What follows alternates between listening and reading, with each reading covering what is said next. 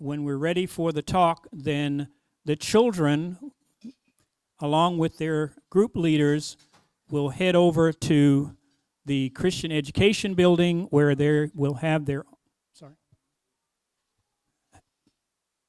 head over to the Christian Education Building with their group leaders, and children will have their own program over there.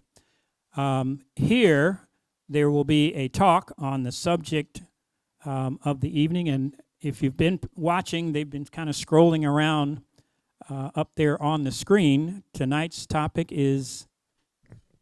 I don't know.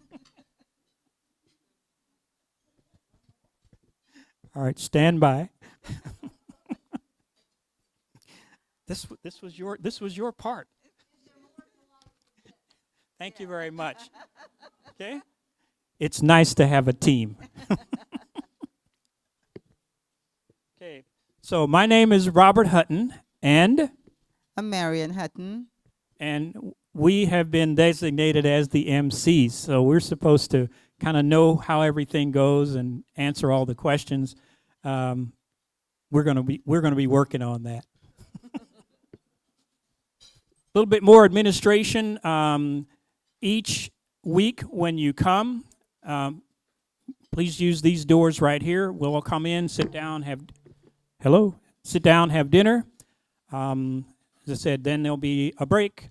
Head over for the children. The adults will stay here, and then you will picked up when you came a name tag that has a group number on it. The groups are for discussion of the evening's topic. And there are locations around, some of the signs are posted on the wall around here with group numbers, that you will go to those locations and you will be able there to have discussion about the subject of the evening. And a lot of what Alpha is about is talking through those important subjects. And as soon as I find my list, I will tell you where those places are. So, if you are in group 1, your small group will be located over here by the office door. If you're in group 2, that's in the Bar Teaching Center, which is out through the double doors. Take either the elevator or go up the stairs into the Bar Teaching Center, which is just over here on your right. If you're in group 3, you will also go upstairs to the Parish Lounge. When you get off at the top of the stairs, it'll be on your left. Group 4 is just in this corner over here. Group 5 is just here by the piano. Group 6 is also upstairs in the Bar Teaching Center. Group 7 is through this door in the office in the conference room.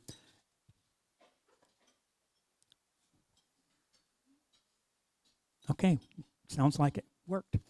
And then all the children will go with their leaders across to the Christian Education Building. Restrooms are out through these double doors and to your right. See, did I miss anything?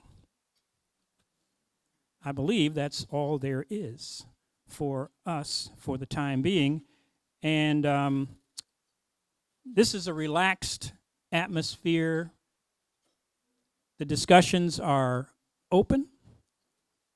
You should feel comfortable if you would like to engage in the discussions, to talk, express your opinion respectfully, and we'll all have an enjoyable time. One of the things that we like to do, though, just to kind of set the mood, is have a little joke before we start. And I've got one. So, there was a man in Texas who was very, very wealthy, very wealthy. He owned tens of thousands of acres of land, and he had a lot of money. But he was a benevolent kind of guy. He liked to throw these really elaborate parties and invite all kinds of people out to his estate. Well, one of the things that he liked to do is he had a pool at his estate that had a shark in it. And he said, if anyone can swim from one end of the pool to the other end of the pool without being eaten up by the shark, then I will give them one of three wishes, anyone that they want. First is $1 million. Second, half of my estate. Third, the hand of my daughter in marriage. And people said, ooh, just about that time there was a splash. Somebody was in the pool. They turned, there was a guy swimming like crazy to get to the other, chased by the shark. Guy makes it to the other end of the pool, climbs out. It's all dripping wet. So the man comes up to him and he says, man, that was great. I've never thought anybody would be able to do that. So you get one of three wishes. Do you want the $1 million? Guy says, no, I don't want the $1 million. Says, okay, then you want half my estate. Says, no, I don't want that either. He says, okay, I know you want the hand of my daughter in marriage. He says, no, I don't want that either. So the man says, well, what do you want? He says, I want to know who pushed me in the pool.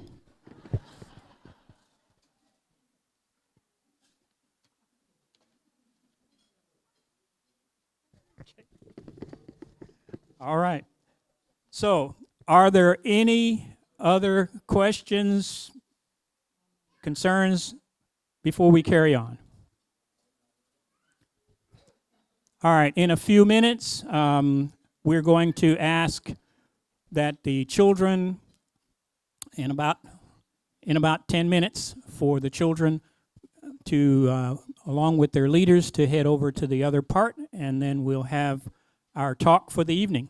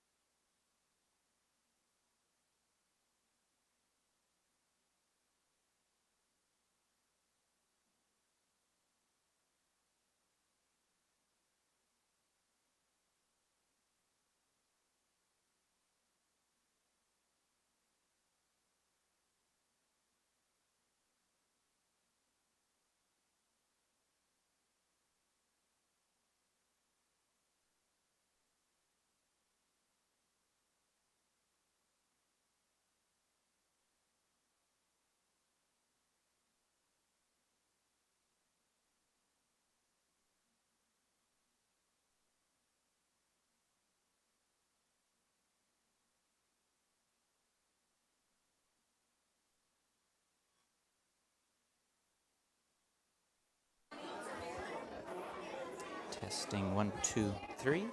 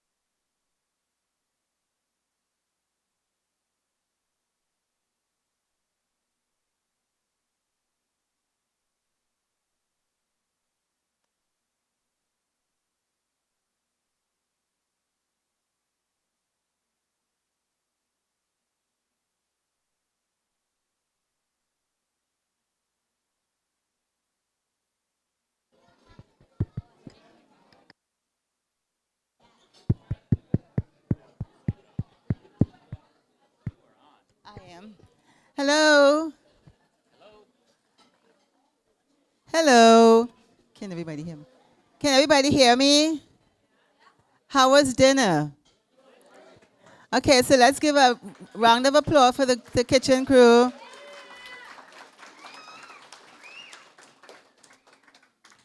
Okay, so I know that some of you are still eating, and if you're not, this is the time we're getting ready to have the talk. So if you would take the, I think Drew is the Pied Piper.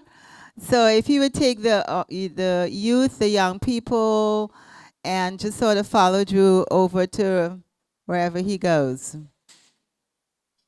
So, okay, while you're doing that, I am going to introduce to you our fearless leader, Father Booman, and he's going to give us the talk. And the talk is on, is there more to life than this? Thank you, That's it. Marion. Okay. So again, the kids can be adjourned and follow Drew. The Pied Piper, again, good evening. Welcome to Alpha. And congratulations, all of you, on getting here tonight. Honestly, I think this is one of the hardest things you can do, coming to something like this. Why do I say that? Because for most of my life, I would have avoided an evening at church like this, like the plague, honestly. For one thing, I'm an extreme introvert. I hate big gatherings. For me, hanging out with a chia pet is exhausting. But secondly, for most of my high school years, my college years, I avoided going to church because I thought that church was dull and boring and full of hypocrites. That's the honest truth.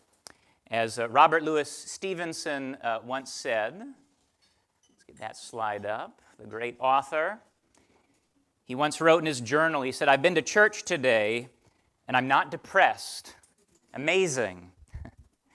But over the years, I came to see that there was something missing in my life.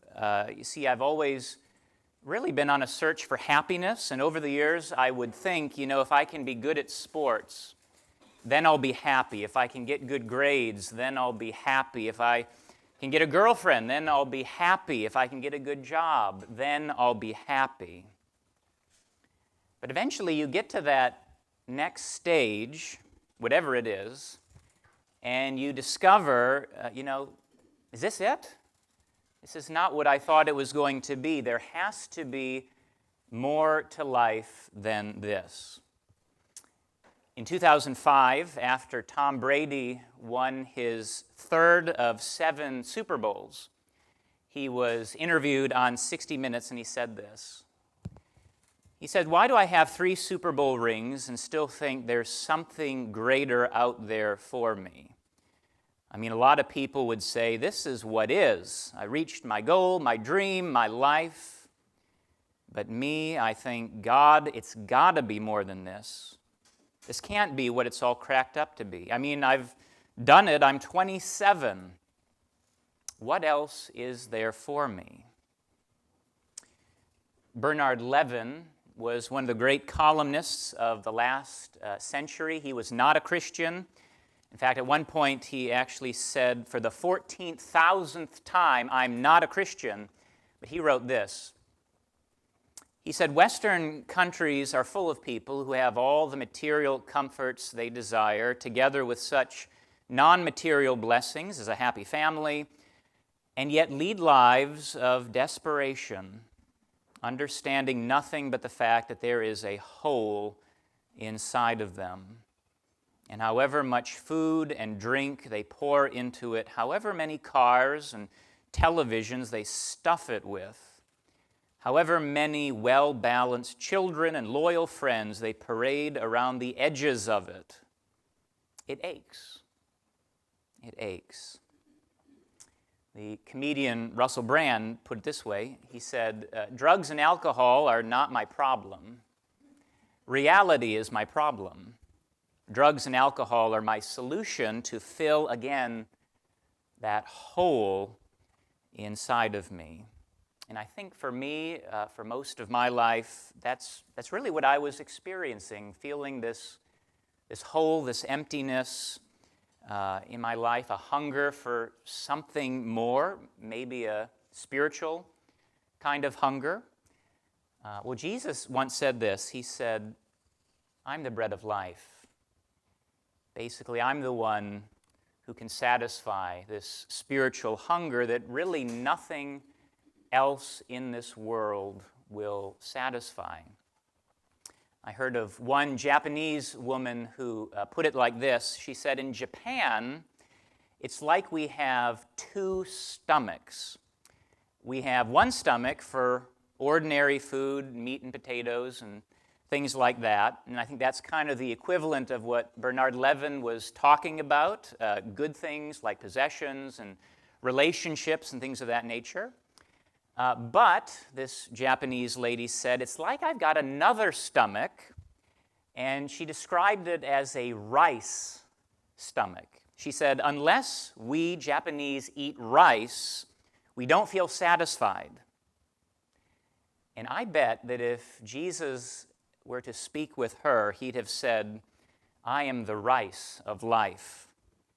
I'm the one who can satisfy this other stomach, this kind of spiritual hunger that you have. But how is this? How does Jesus do this? Well, Jesus also said this in one of his all-time most amazing statements. He said, I'm the way and the truth and the life. And so tonight I'd like to look with you at each one of these little clauses. The first one, again, being, I am the way. So I once heard of a couple who had a Swedish nanny. And this Swedish nanny hadn't quite mastered all of the English idioms. And so one time the kids she was looking after had a big fight, which I can relate to. And she ran upstairs where they were having this big fight in an upstairs bedroom, and she ran in to break up the fight. And what she meant to say was, what on earth are you doing? But what she actually said was, what are you doing on earth? That's a great question. What are you doing on earth? In other words, where have I come from? Where am I going? Who am I? What's the point of my life? Is there any real meaning or purpose to life? These are what you might call kind of the first order questions of life. And lots of people spend most of their lives seeking and searching, trying to find some kind of ultimate answer, some purpose, some meaning. I think of the great Russian novelist Leo Tolstoy. War and Peace is actually one of my family's favorite novels. My wife Katie actually read the whole thing while she was pregnant with our son Daniel. We almost named him Leo. No, just kidding. But Tolstoy, he also wrote another book called A Confession, in which he told his life story. And in this book, he describes how as a child he rejected Christianity, and then he started off on this kind of search for meaning and purpose in life. And the first thing that he thought was, life's just about having a good time. Life's just about having fun, making the most of the time that we have. And so he entered kind of the social whirl of Moscow and St. Petersburg. He drank heavily. He was promiscuous. He basically led a wild life. But he found that this led him to this empty feeling. It did not satisfy. And so then he thought, well, maybe money is the answer. And he'd inherited a bunch of money. He started making a ton of money selling his novels. But again, what he discovered is that money is like seawater, and the more you drink, the thirstier you get. It also doesn't satisfy. So then he thought, well, maybe fame and importance and success, if I can just be really successful, that will be what I'm looking for. And so he wrote maybe the greatest novel in the history of the world, but it still didn't satisfy. Reminds me of something Jim Carrey once said. He said, I think everyone should get rich and famous and do everything they ever dreamed of so they can see that it's not the answer. It's not the answer. And Tolstoy discovered that it wasn't the answer. So then he thought, well, maybe the answer is family life, relationships, marriage, having kids, those sorts of things. So he married in 1862. He had a very happy, wonderful family. He had 13 children, which he said actually distracted him for a season from searching for the meaning in life. So basically, if anyone kind of looking at Tolstoy's life from the outside, it would have looked like the perfect life. He's got everything you could possibly want. You'd think he had complete happiness. And yet still there was one question that actually drove him to the verge of suicide. And the question was this: what meaning has my life that the inevitability of death does not destroy? What meaning has my life that the inevitability of death does not destroy? And he started to think and ponder, and then he thought, well, maybe the philosophers have the answer, or the scientists, the really smart people in this world. And so then he started to search in every field of science he could find, and philosophy, to again answer this question: why do I live? And there, the only answer he came up with was this one: in the infinity of space and the infinity of time, infinitely small particles mutate with infinite complexity. And again, he didn't find that very satisfying either. And then he looked around at his friends, his contemporaries, and he discovered that many of them weren't even really facing up to the question. They were just kind of ignoring those first-order questions. But eventually he discovered, perhaps surprisingly or maybe not, in the very poor people of Russia, in the peasants, that many of them had found the answer in their faith in Jesus Christ. And when Tolstoy discovered this, it completely transformed his life. 100 years later, nothing's really changed in our world. Freddie Mercury, the lead singer of Queen, had amassed a huge fortune before his death. He'd attracted millions and millions of fans, but he admitted in an interview shortly before his death that he was desperately lonely. And he said this. He said, "You can have everything in the world and still be the loneliest man. Success has brought me world idolization and millions of dollars, but it's prevented me from having the one thing we all need, a loving, ongoing relationship." And ultimately, my friends, there's only one relationship that is actually totally loving and completely enduring, and that is a relationship with God. And Jesus said, "I'm the way to that relationship." So until a few years ago, I'd never been to an ophthalmologist before in my life. Somehow I'd avoided it, but eventually I started to wonder. I was having a really hard time driving at night. I tried to do it as little as possible, and so somebody eventually suggested maybe you should get your eyes checked. And so I did, and they gave me glasses, and I could not believe it. I could not believe the difference it made. Now I could read the words on the signs. Amazing. Things were vibrant, they were sharp, clear. It was like a whole new world. C.S. Lewis once said this. He said, "I believe in Christianity as I believe the sun has risen, not only because I can see by it, but by it I see everything else."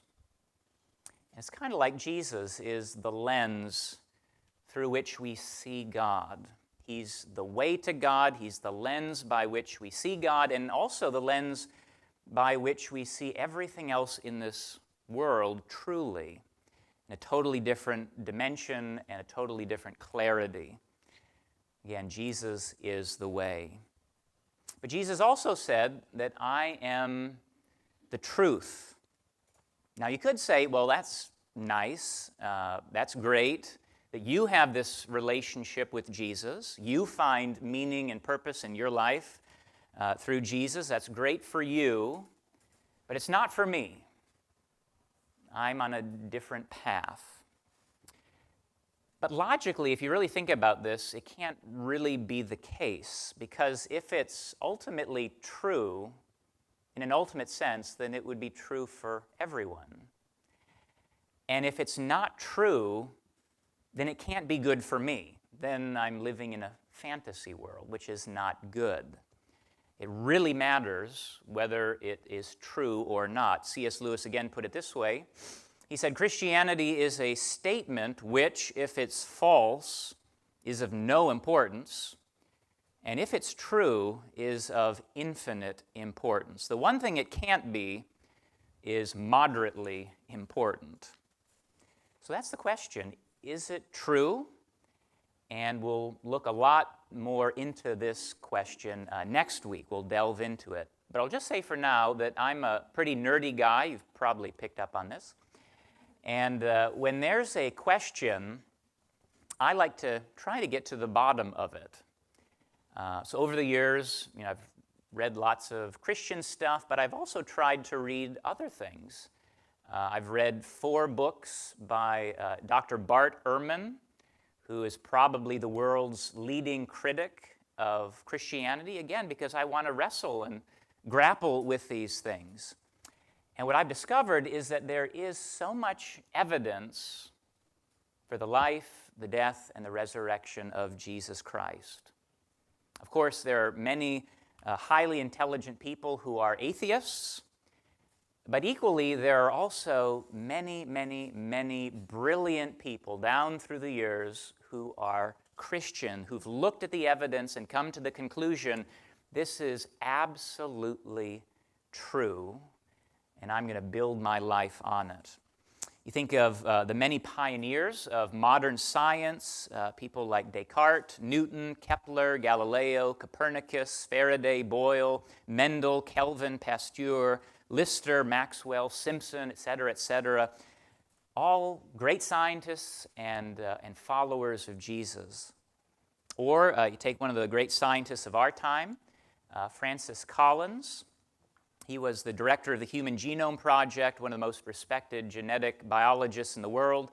He talks about how he investigated Christianity and was amazed by the evidence there is for Jesus Christ. And he describes going outside one day, looking at the beauty of creation, and then he says, I knelt in the dewy grass and I gave my life to Jesus Christ.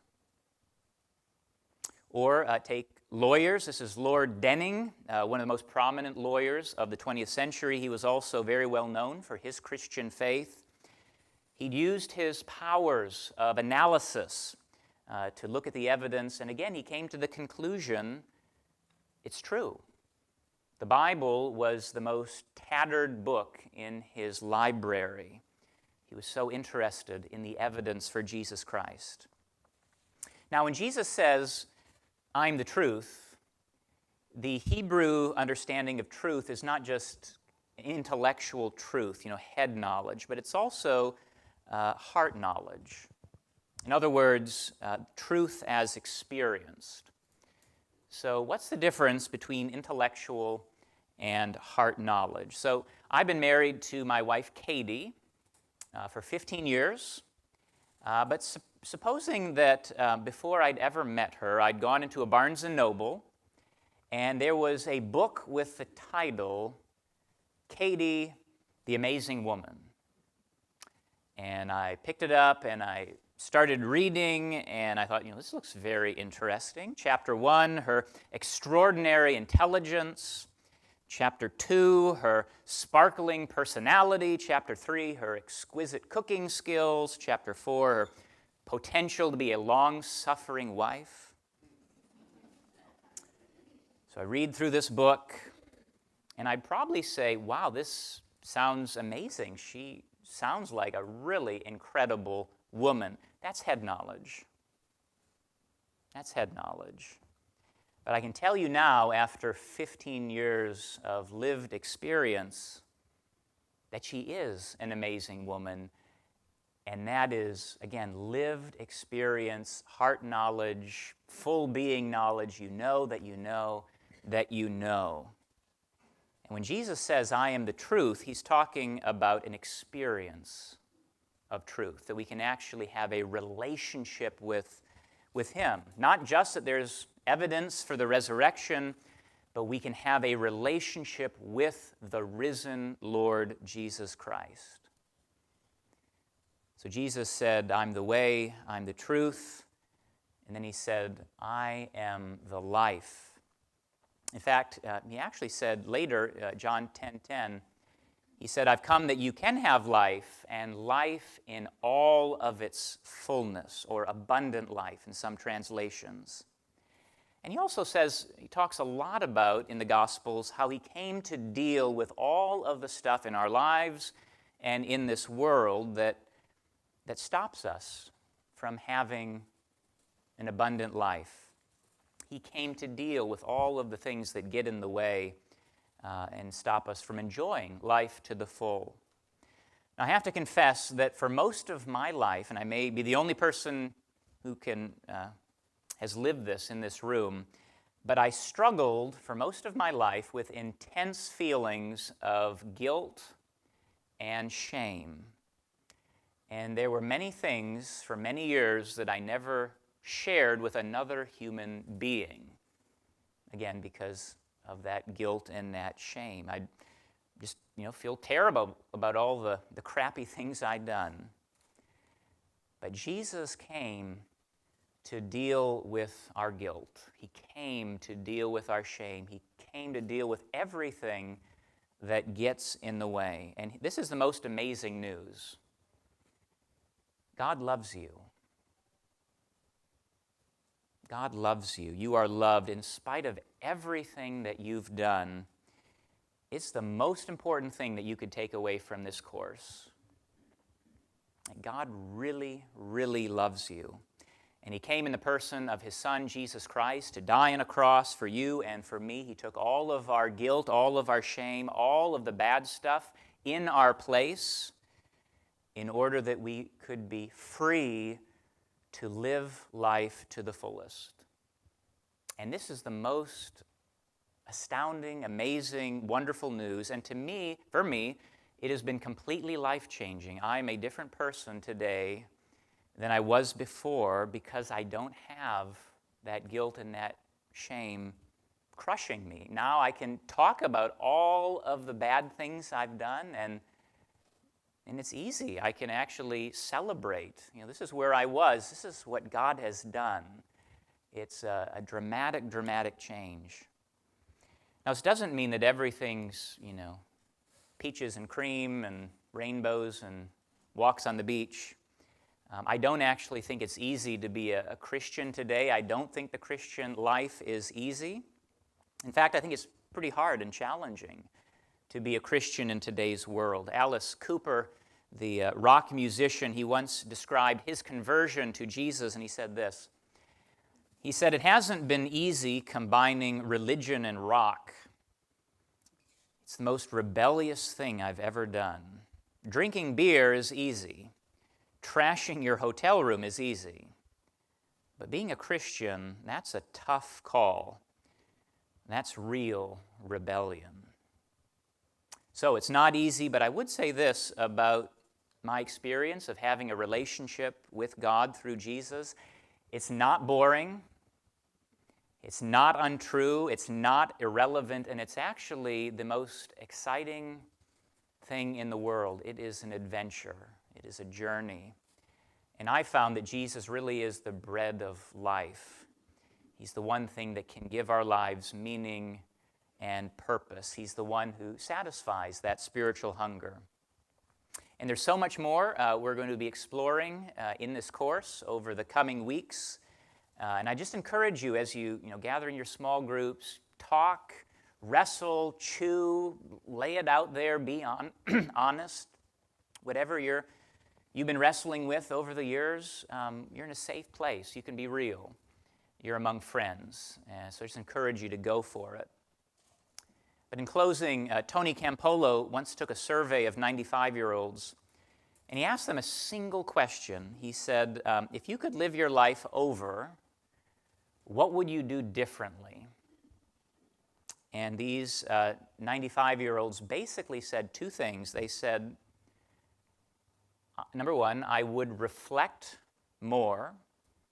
And number two, I would do more things that would last beyond my lifetime.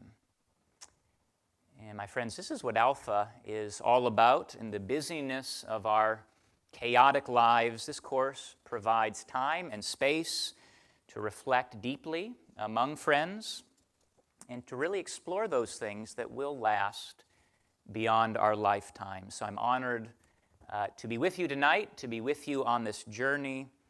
I look forward to what God has in store. God bless you and enjoy your small groups this evening.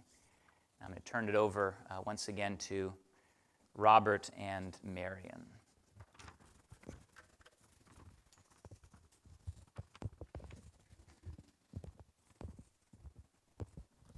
Right, thank you very much. So what do y'all think about your first night experience with Alpha?